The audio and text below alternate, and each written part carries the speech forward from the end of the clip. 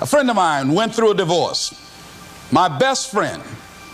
He had a wife that did not love him as much as he loved her. It was his first real true love. He was a very religious man. Did not believe in divorce. He made a mistake. And he paid for his mistake with a lot of pain, a lot of tears. And there came to a point where he knew he should have gotten a divorce. But he was stuck. He was stuck in something called revenge. He said, she's made me so miserable, I'm going to pay her back. He was stuck. And he stayed in there longer than he should have because it began to attack him. It began to affect him psychologically. And as a result of that, when he eventually did get a divorce, he took that same attitude to other relationships, looking for something to go wrong.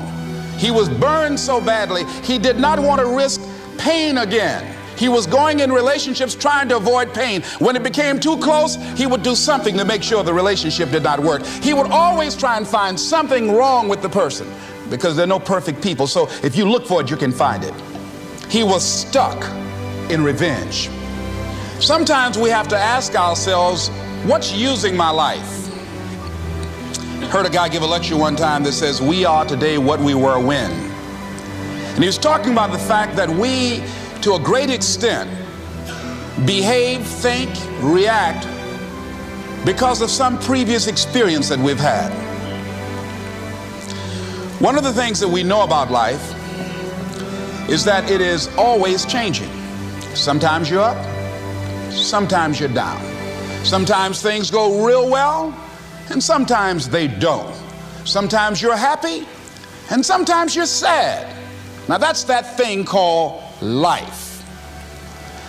And when we begin to understand and know that, accepting that reality that we will never ever have things just on an even keel all the time, that you're going to have some ups and you're going to have some downs, but during those down moments, that's where the growth takes place. That's where the work is. See, anybody can feel good when they have their health, their bills are paid, they have happy relationships, the children are acting normal, business is successful. Anybody could be positive then.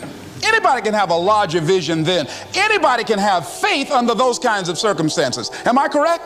Yes. See, but the real challenge of growth, mentally, emotionally, and spiritually, comes when you get knocked down. Somebody said that adversity introduces a man to himself or a woman. How you handle it, that's where the growth takes place.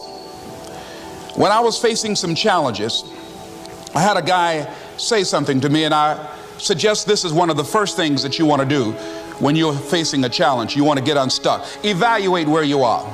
Look at it. Assess yourself. Assess yourself and assess the situation. What brought you there? What role did you play? Earl Nightingale had a saying I like. He said, all of us are self-made, but only the successful will admit it.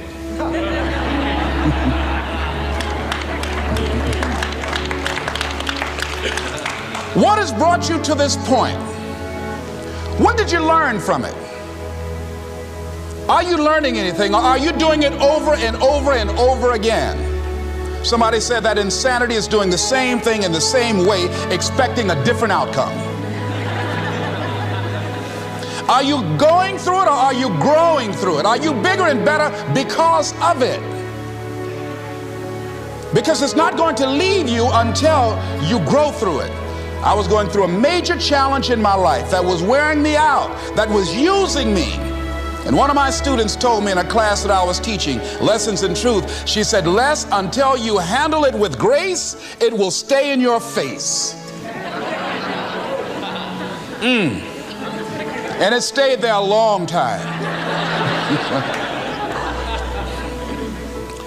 Now I want you to think about, in your mind right now, think about some particular event or act in your life that you feel very bad about, that you really regret that took place. If you had to do over again, you would do it differently.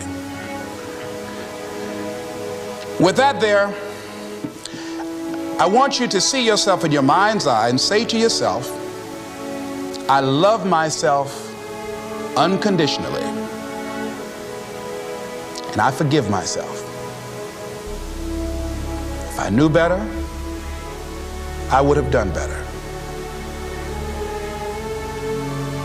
I want you to think about somebody that caused you some pain, caused you some disappointment, somebody that you don't like. Let me tell you something about the mind, how it uses you.